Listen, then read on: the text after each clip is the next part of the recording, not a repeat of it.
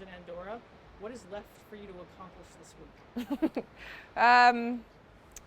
Yeah, here at finals after this entire season, I actually am not sure there is anything left to accomplish. I mean, I had a more successful season than I ever imagined having when I started off this season.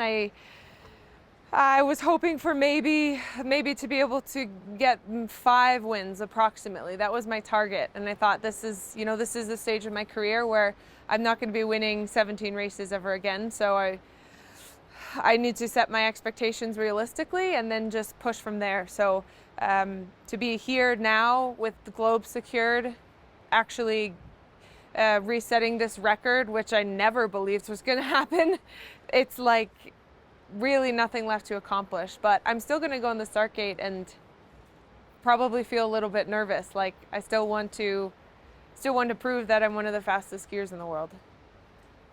You've talked a lot this year about how important team has been for you to accomplish the goals that you've had. Does this opportunity in Andorra give you some time to cherish your team, celebrate with your team, and be maybe a little bit more relaxed with them?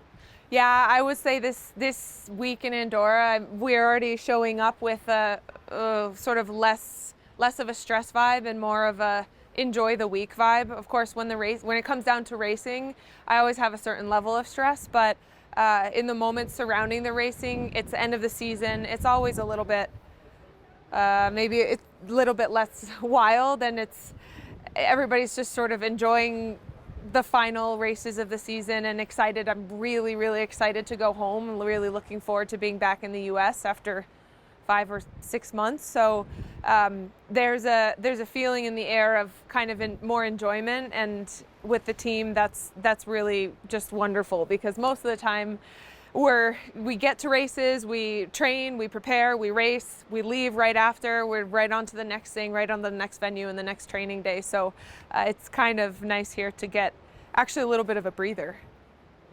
Andorra is not a regular stop on the World Cup. The last time you were here was 4 years ago in 2019 for finals. Do you have any special memories from that event? I have a lot of special memories from finals 4 years ago. That was the last season that I felt was actually almost reminiscent of this season. And it's ironic how so many of the stops along the way this season have been similar.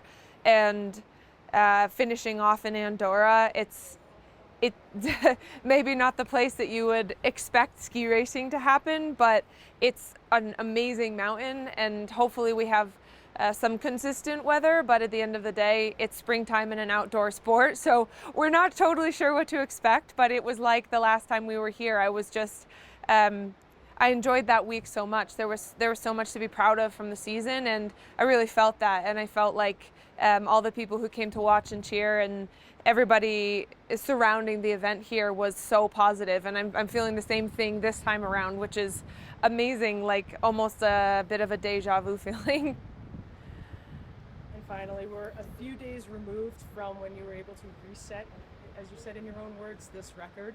With a little bit more time from reflection, does it feel any different to you now here in Andorra than maybe it did in Ore in the immediate aftermath?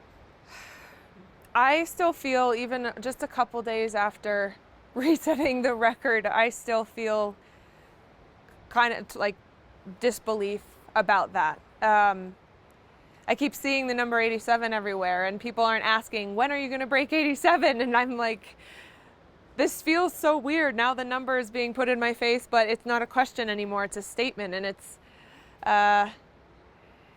still something that it's going to take a really long time to get used to. Maybe I never will, so maybe it's not worth trying.